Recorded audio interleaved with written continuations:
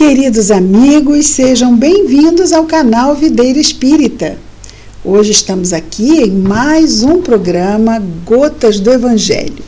Meu nome é Cristina Brito. Aqui vemos diariamente as mensagens do Espírito Emmanuel, recebidas pela mediunidade de Chico Xavier e reunidas no livro Caminho, Verdade e Vida, publicado pela Federação Espírita Brasileira. O papo hoje é bom, é sempre bom, mas hoje também é muito bom. Hoje vamos ver juntos a mensagem 136, coisas terrestres e coisas celestiais, ou seja, coisas aqui do plano encarnado e coisas do mundo espiritual.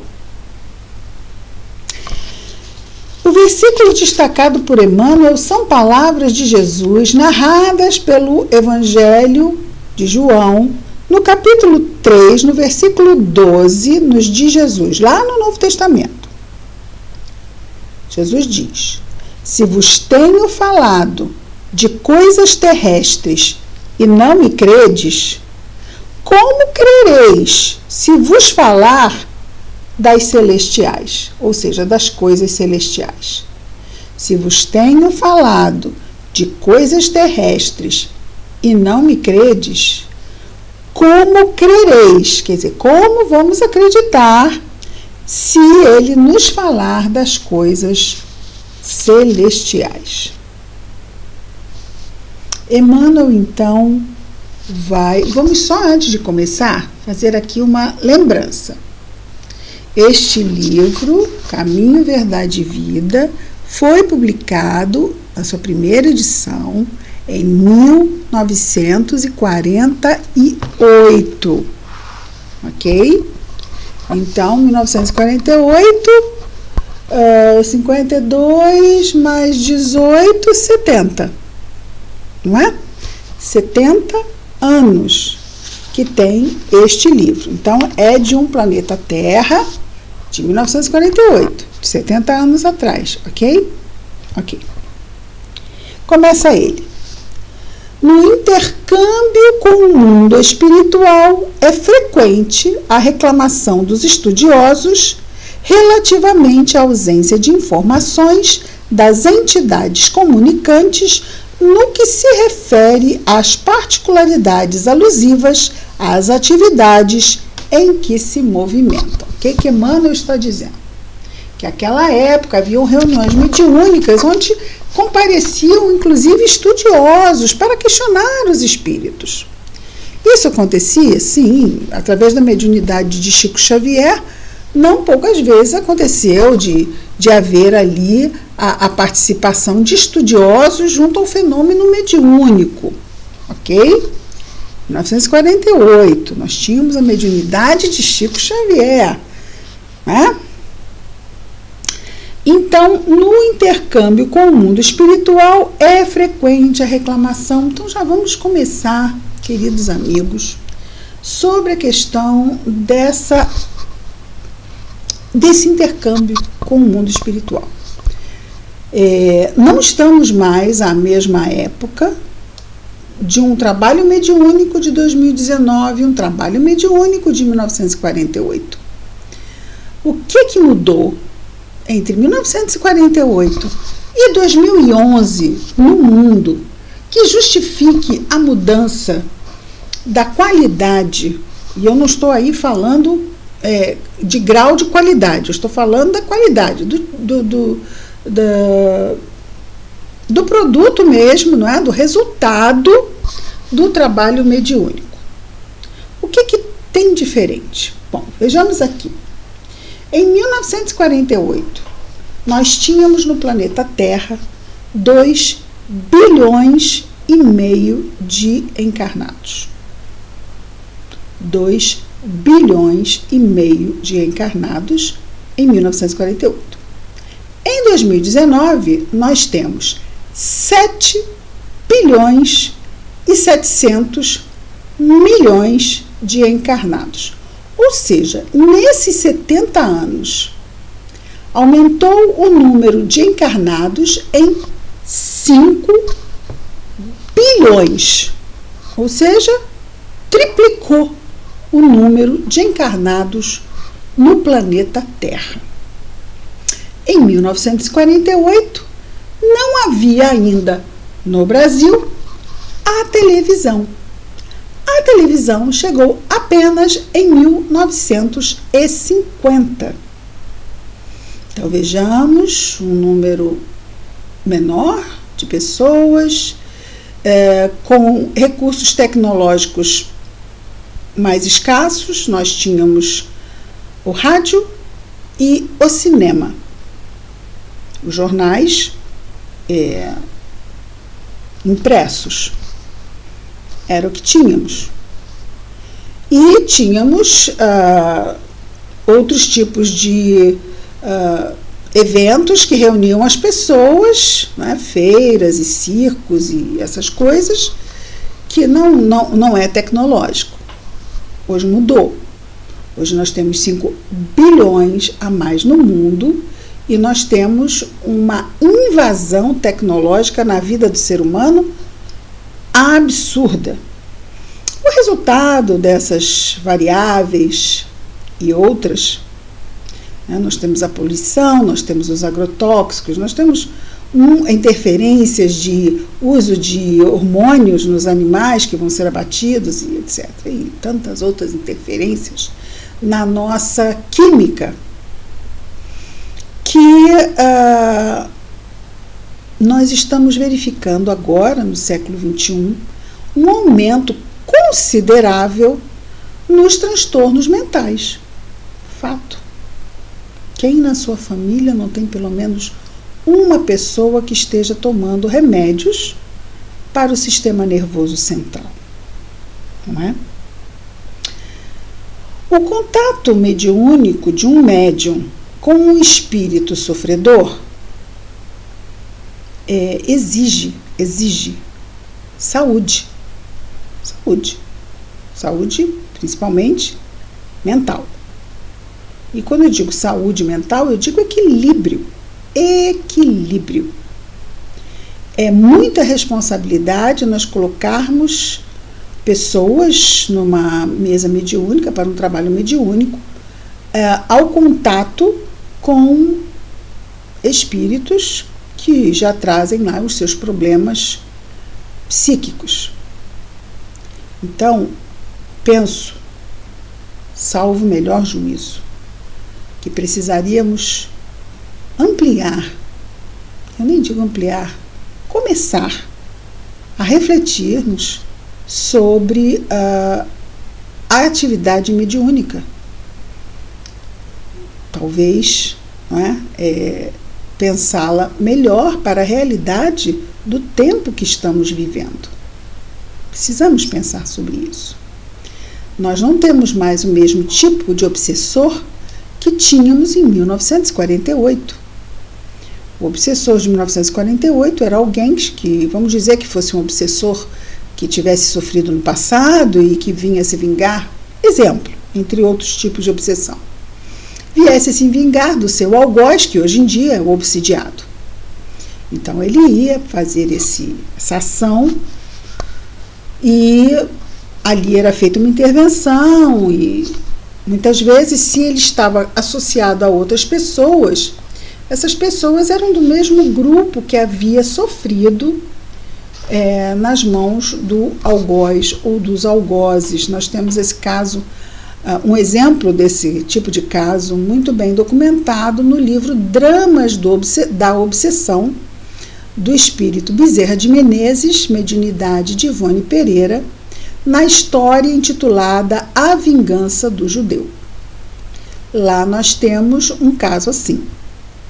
Uma família, pai e 2 filhos, espíritos desencarnados, que há 400 anos vinham num processo obsessivo sobre outro grupo de 4 pessoas. Há 400 anos, encarna, desencarna, encarna, desencarna, encarna, desencarna. Então eles estavam juntos nessa obsessão, o pai e os filhos, que haviam sido há séculos atrás, porque esses os haviam, para esta família, quando encarnada, os torturados, matados, tomados os bens e aquelas coisas bem horríveis. Muito bem, esse é um exemplo. Vamos pensar numa obsessão hoje em dia. Os obsessores hoje em dia, eles são aliciados por grupos, como também aqui no plano encarnado existe a mesma coisa. Grupos de criminosos, organizações criminosas que aliciam espíritos que estejam determinados a cometer atos ruins, como o da obsessão. Então, eles fazem, nesse aliciamento, eles trocam técnicas de obsessão por serviço. Serviço de obsessão a outros para as intenções deles, que não é de vingança. Aí seriam outras coisas. Poderia até ser de vingança de um ou outro. Vamos ver um caso desse no livro Libertação. Vamos ver sobre um caso desses. Bom, lá temos, não é, organização e tal. Só que naquele tempo era bem menos do que é hoje. Precisamos pensar que o invisível é uma cópia. Melhor, o contrário. Aqui é uma cópia do invisível. Então, aqui, quando estamos fazendo, lá já está sendo feito.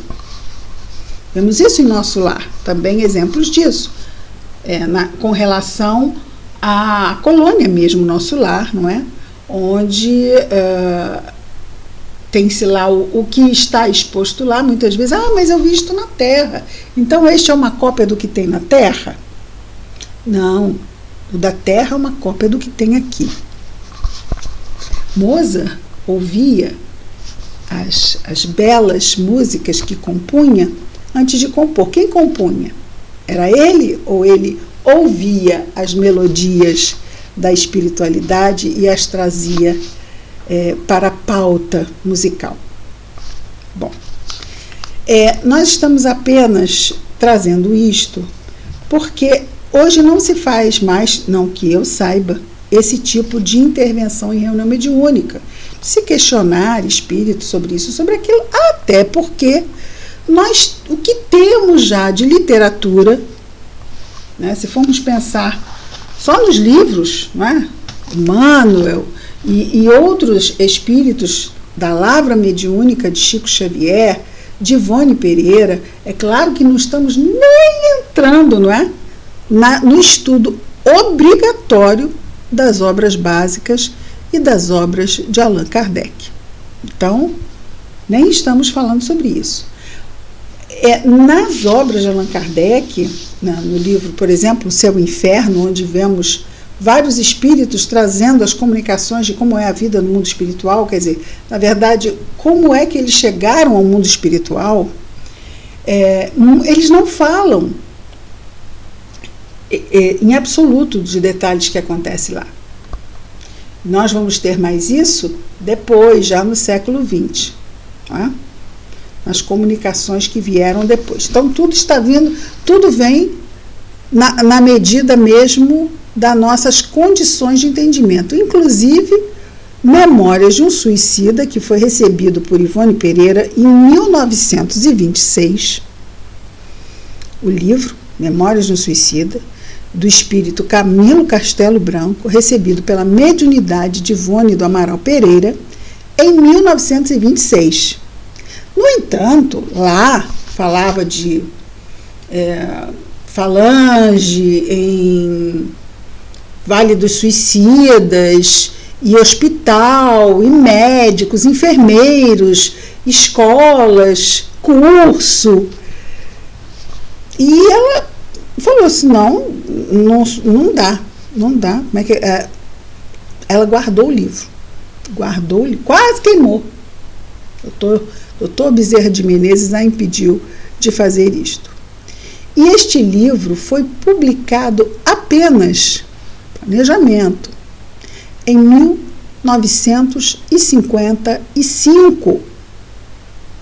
30 anos depois. Por quê? Porque nosso lar já tinha vindo a público. E Chico Xavier tinha uma história dentro do movimento espírita, principalmente por ser homem, por incrível que pareça. Dona Ivone sofreu muito preconceito por ser uma mulher, e ser uma mulher solteira, sozinha. Sim, estamos falando da primeira metade do século XX.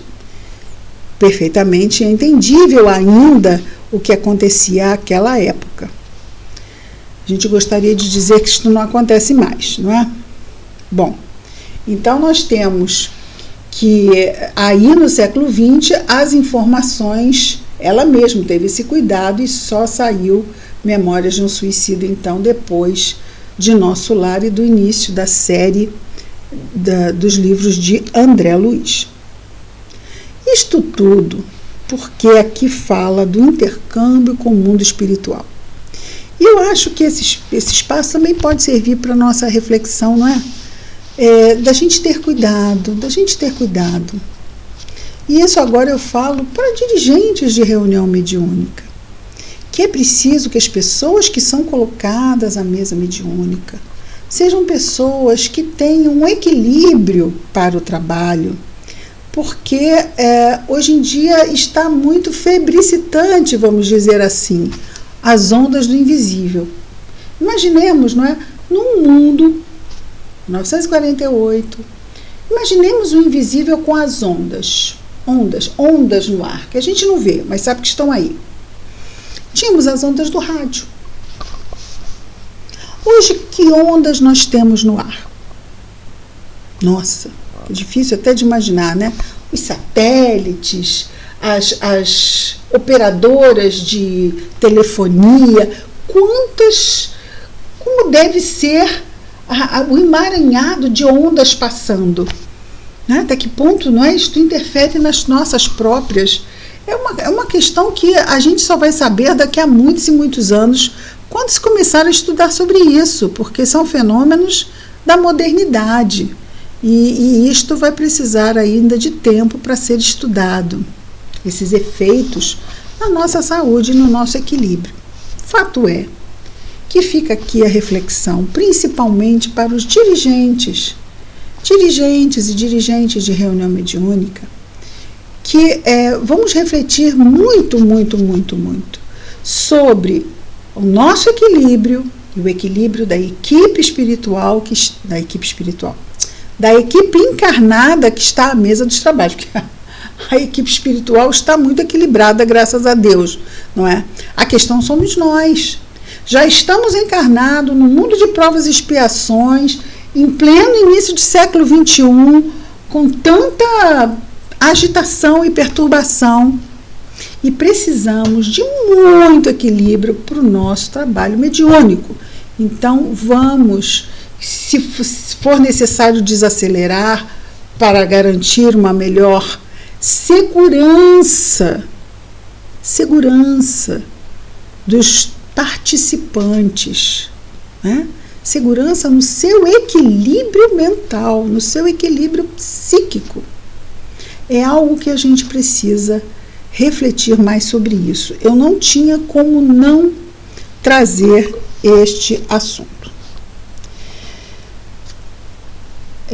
Para aqueles que não trabalham em reunião mediúnica, nem em casas espíritas, mas eu acho que é importante para todo mundo nós pensarmos sobre isso, não é?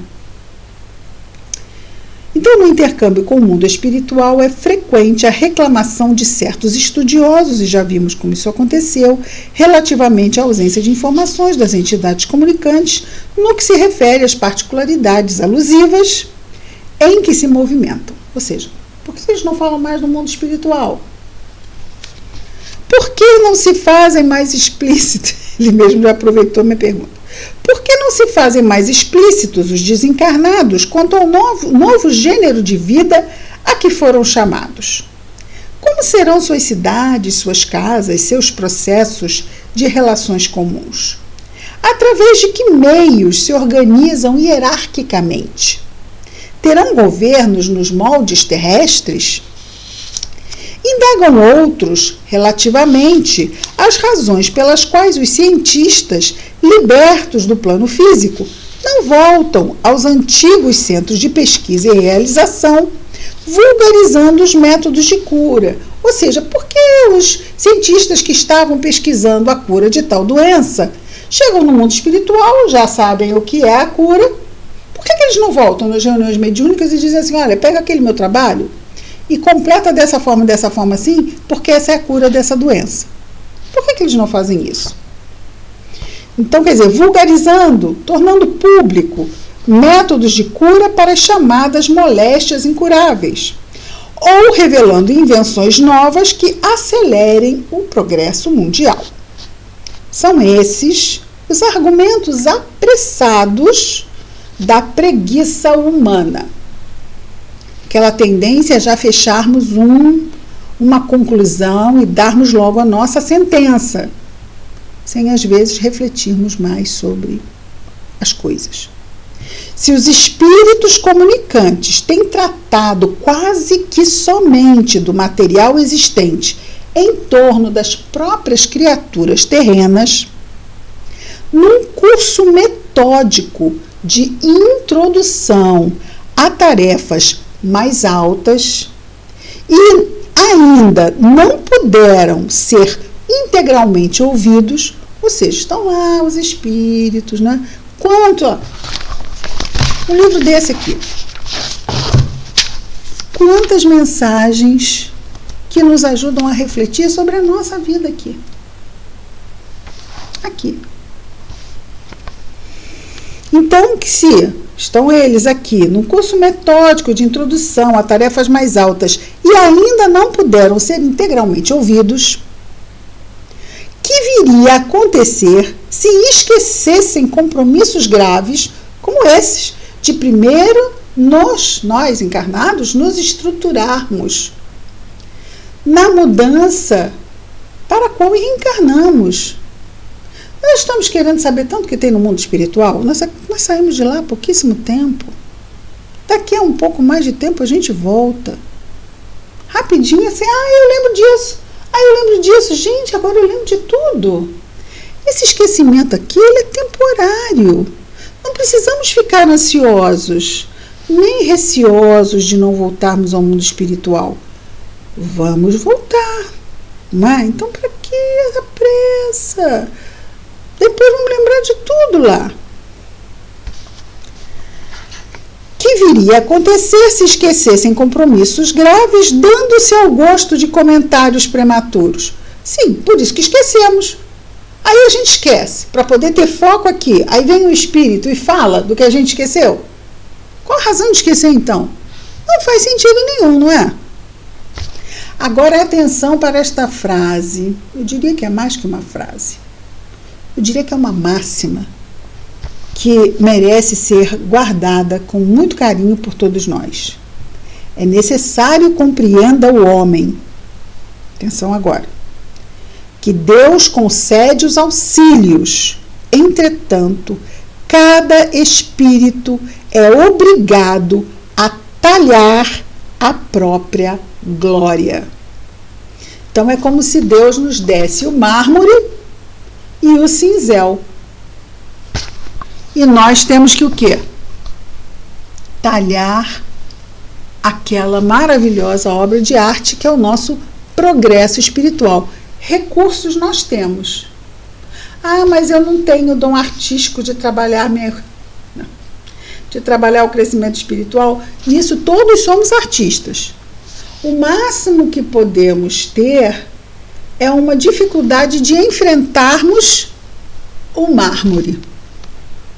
Porque o bloco é grande, o mármore é duro e nós precisamos de muita atenção, de muito cuidado, de muita perseverança ali para que o trabalho fique realmente como deve ficar. Não é? Deus concede os auxílios. Entretanto, cada espírito é obrigado a talhar a própria glória. A grande tarefa do mundo espiritual, em seu mecanismo de relações com os homens encarnados, não é a de trazer conhecimentos sensacionais. Então, a grande tarefa do mundo espiritual no intercâmbio mediúnico não é a de trazer conhecimentos sensacionais e extemporâneos, mas a de ensinar os homens a ler os sinais divinos que a vida terrestre contém em si mesma, iluminando-lhes a marcha para a espiritualidade superior. Eles vêm para nos mostrar o caminho, não para trilhá-lo por nós.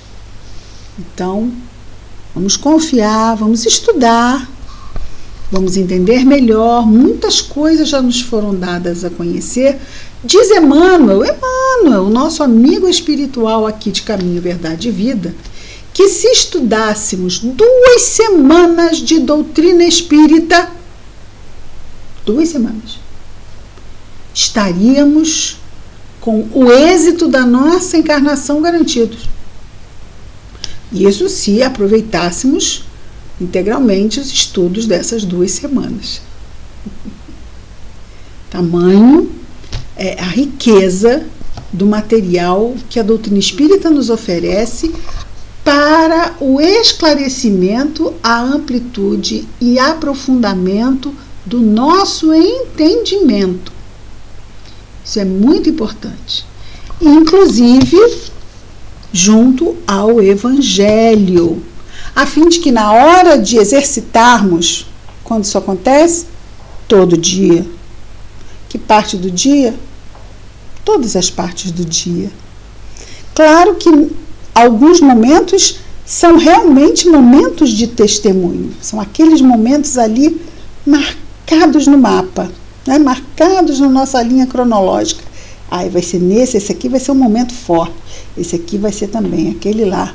Então, nesses, realmente, nós temos momentos que a gente para assim, quais foram os momentos mais difíceis? A gente vai dizer assim, ó, foi tal, mas não são só nesses momentos que nós temos que exercitar o melhor, não é? Então, tem as pequenas, grandes escolhas de cada dia. Se cumprimentamos aquele que passa na rua e que, de repente, eu não sou simpática, cumprimento ou finjo que não vejo?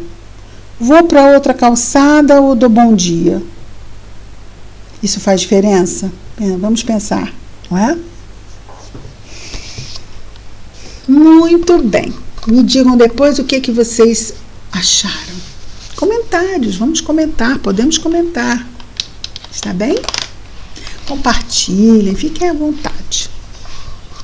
Isso tudo é bom para aumentar a ampliação da divulgação dos vídeos no YouTube. Agradecemos sempre. Vamos lá? A nossa prece a Jesus. Querido Mestre Jesus, obrigado, Senhor, pelas tuas bênçãos em nossas vidas, pela oportunidade da reencarnação nesse século XXI, tão desafiador, Senhor. Ajuda-nos a estarmos atentos a cada dia ao Teu Evangelho, Senhor. A mensagem que nos trouxestes, a boa nova. Abençoa, querido Jesus, os nossos lares e famílias, os nossos amados, os 2 planos da vida. Mas abençoa também, Jesus, todos os nossos irmãos de humanidade, em especial os que sofrem, e falamos hoje sobre um tipo de sofrimento muito difícil, que é a do obsessor, que é uma vítima no passado, mas que não conseguiu perdoar, não conseguiu forças para se libertar e continua preso ao mal que sofreu no passado. Ampara e abençoa esses corações para que possam se fortalecer e se libertar seguindo seus caminhos. Abençoa também aqueles que hoje estão como obsidiados, que se comprometeram no passado, mas que terão, como todos nós temos, as oportunidades de Deus para a reparação. Que as tuas bênçãos, Jesus, permaneçam guardadas em nós com muito carinho, para que possamos compartilhá-las de uma forma bem fraterna, junto a todo irmão que a providência divina favorecer, se aproxime de nós. Obrigado por tudo, Mestre amado, graças a Deus.